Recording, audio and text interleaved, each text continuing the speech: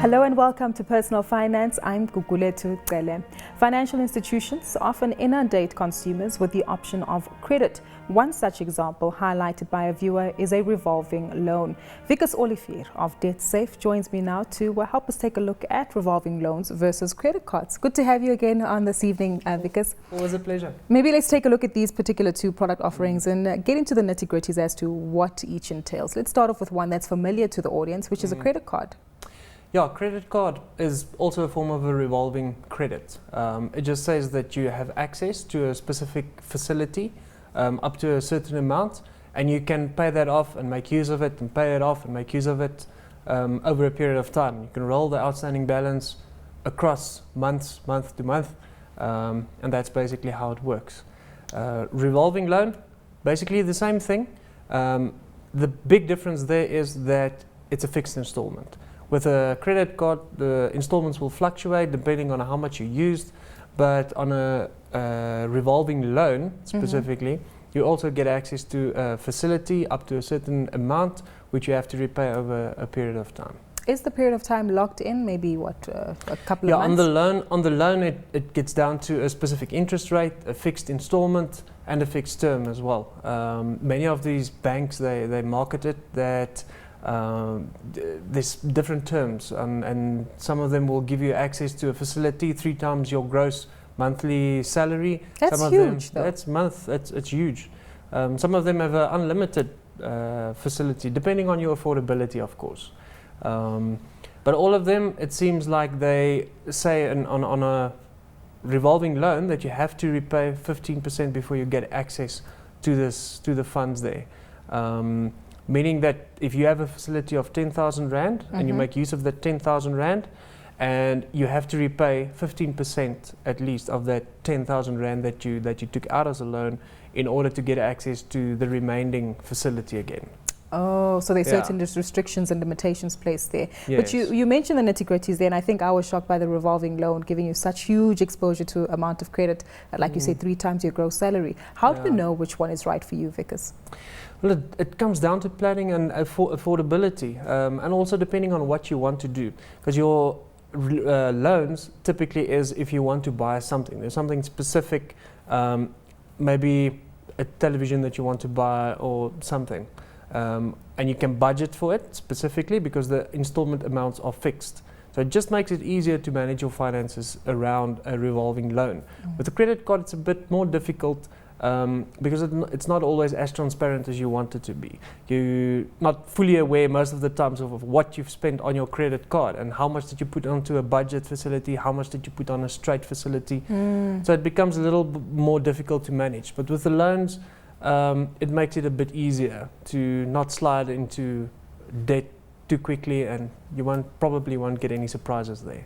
Tell us about that, because obviously with a credit card, it's instant, it's plastic. All you need to do is just swipe, and that comes with monthly costs as well as maintenance fees. And if you withdraw cash from an ATM, the additional fees as well, depending on the kind of bank. Versus a revolving loan, are there certain differences here with regard to the fee structure and costs? Yeah, they're definitely a bit cheaper in terms of your interest rates, and also because the bank know exactly over how many months you are going to repay this loan. They are willing to negotiate on the costs there and give it to you at a cheaper rate. And I think consumers out there shouldn't confuse your revolving loan with things like an overdraft, because fundamentally they are sort of the same, but the revolving loan is outside of your check account. You manage it completely separately, and the costs are almost the same as the overdraft, so it's a good option for credit. It almost sounds as though the revolving loan crosses several elements. Not only is it slightly similar to a credit card overdraft, as you mentioned, but maybe even a personal loan as well, or are there significant differences there? Yeah, personal loan is also sort of the same, but it doesn't have the revolving thing. It's closed-ended. So you'll have a start date and a finish date when the amount is paid, and you won't have access to that personal loan facility. Then you have to reapply for a new loan. So the revolving loan facility just gives you that access on a continuous basis if an emergency arises, because they approve you beforehand and you'll always have access to that facility. With the new, like a personal loan, they'll have to do the whole affordability assessment things in terms of the Credit Act all over again.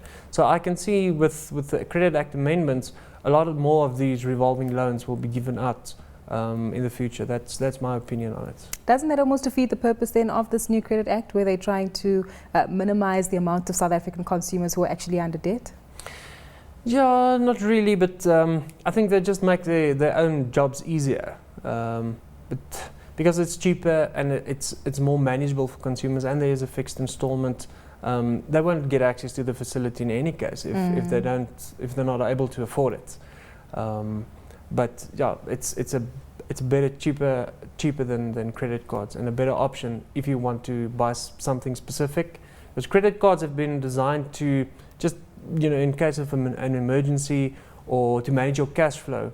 But a revolving credit, in terms of a revolving loan, is there to give you cheaper option on credit to see through certain emergencies. What about the accessibility of the money, though? I think South African consumers probably love their credit cards because, as I mentioned, it's in your purse, available then and there. You swipe it any time. With a revolving loan, do you need to ask for a certain amount of money to be made available first?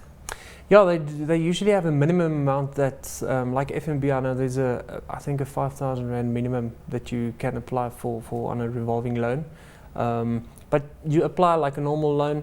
You just contact your bank and ask them about it. All of them differ. I don't know all the terms and nitty-gritty stuff that you have to go through with each bank, but it's an application process like you would apply for a bank account or for a loan or for a credit card, the same process.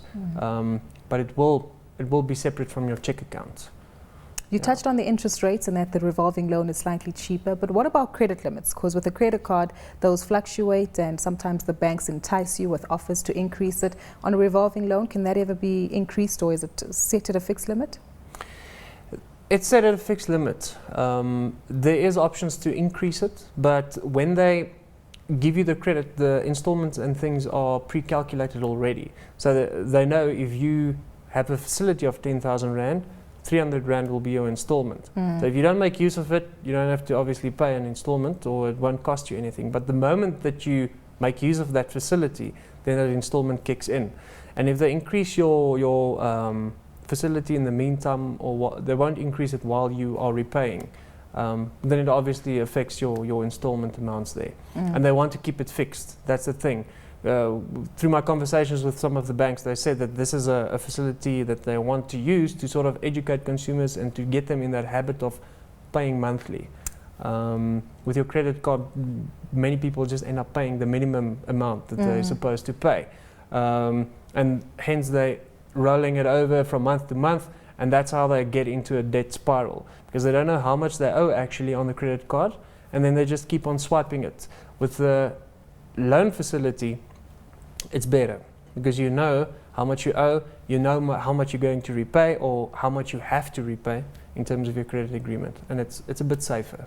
Having spoken to you previously, I know you're not a fan of credit cards. You always say just cut it up, pay it off and forget about it. But in this particular instance, can both be potentially used by a South African consumer to help with their credit record or credit score, to show that there are consumers who can make use of credit and pay it off regularly? Or is it just best to stick with one particular option which suits your needs as a consumer? Well, you can use both, but I think the statistics speak for itself. A credit card, you need to be disciplined to manage that thing correctly. And when you think about it logically, you can use it the same as the way that you use a revolving loan. There's an interest rate, there's an installment, but with the loan, the installment is calculated and the term is calculated for you already by the bank. So there's no work to be done from the consumer side. But with a credit card, you need to be aware of what you can afford beforehand, before you swipe that thing, and to swipe it is very easy. And then you need to have a plan already, a financial plan as to how are you going to repay that amount which you swiped on your credit card now. And that's where most of the consumers fail. So you can use both to get your credit score up, to show that you are a good payer, to build a good credit history, but the credit card isn't that safe. In my opinion, the loan is a safer option. Discipline does sound as though it's the name of the game, but Wikus, if you could wrap it up for us in 5 key points, what would they be? I would say to weigh your options. Just have a look at costs in terms of your, if you have facilities like an overdraft or your loan, if you want to apply for the loan or a credit card, compare the costs there to see which option will suit you better, and your wallet, which option will suit your wallet better. Then definitely, if you have a credit card there, plan before you spend on that thing. We know you can afford the credit card, but just go and plan and see before you swipe it. Maybe the revolving loan is better. And also for what you want to do with it. Weigh your options and see if the credit card is better, and you need quicker access to that because you already have the credit card, then by all means. But maybe you should hold back on the credit card and rather go and apply for a revolving loan, which is cheaper, which is easier to repay, and you'll always have access to those funds as well. And I take it another key element here is to minimize the credit facilities that you have. Don't go out and get a credit card, a revolving loan, a personal loan, an overdraft, and open up several store accounts. Yeah, definitely. Because the more credit that you've got, it affects your credit score as well. And the more that you apply, it also brings your score down. So keep it to the bare minimum and see which facility will suit your needs best. Just because everybody's doing it doesn't mean that you need to do it as well. Vickers, thank you so much for sharing your insights with us today. That's where we have to leave it for Personal Finance this evening. A big thank you once more to Vickers Olivier from DebtSafe. Remember that we want to hear from you, so tweet any of your comments or suggestions to @CNBC Africa using the hashtag Financed410 or to myself @Gukumfupi on Twitter. Until next time, it's goodbye.